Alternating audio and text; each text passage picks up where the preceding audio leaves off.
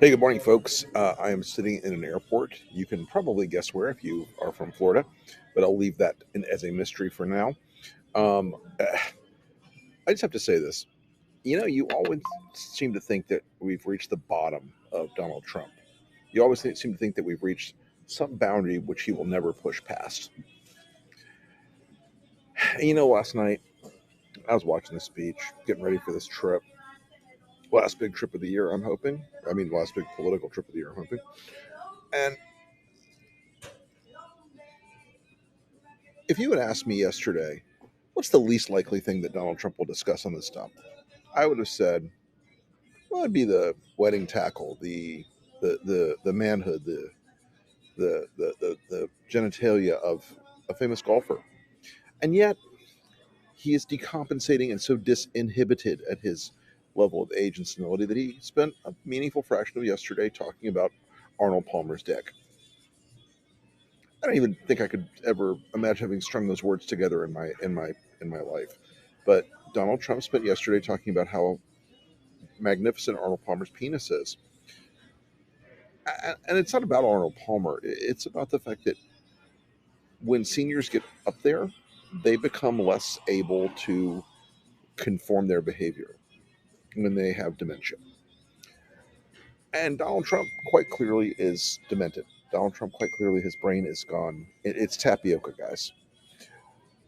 Now it doesn't mean that he's not occasionally lucid, because he's occasionally lucid. But more and more, this is accelerating. Both the frequency and the amplitude of these events is becoming more pronounced.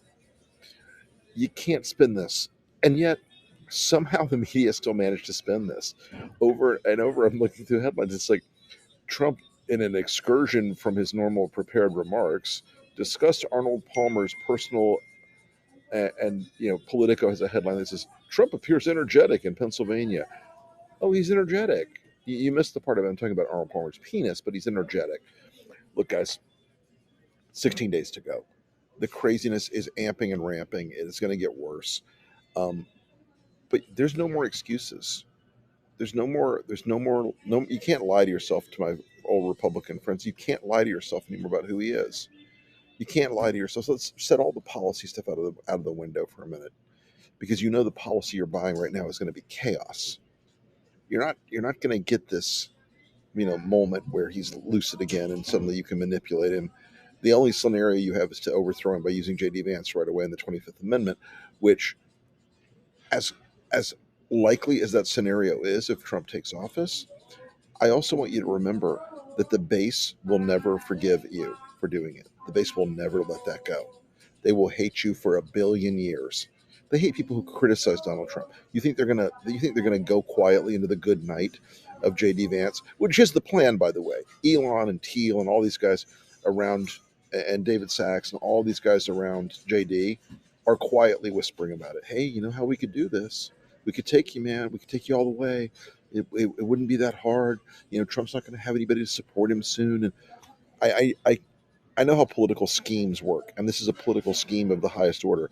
And if they can deny this all they want, but I promise you, these conversations are taking place at some level, and these thoughts are in their heads at some level. JD Vance is thinking, I could be president for 10 years, perhaps more. All of it comes down to the fact that we know, and they know, and America knows that Donald Trump is off the rails.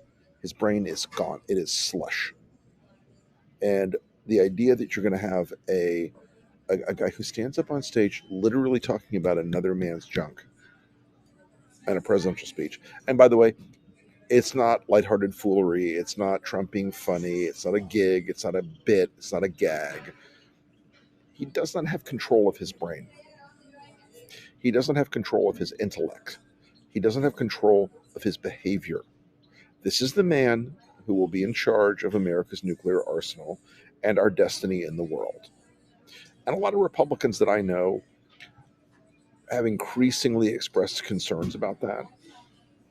Yes, the rank and file MAGAs and the whole MAGA propaganda thing is all in for Russia, but a lot of real Republicans are worried about Trump's national security abilities to both resist Putin and to have a cohesive foreign policy.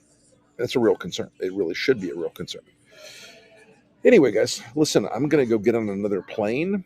I'm spending 12 hours on airplanes and in airports today, so I'm excited about that, but it's all for the good of democracy. We will be with you this week. Hey, check out the podcast at the enemies list. Check out the Lincoln Project podcast. Check out the breakdown. This Thursday, we have a special guest coming that I think you will enjoy.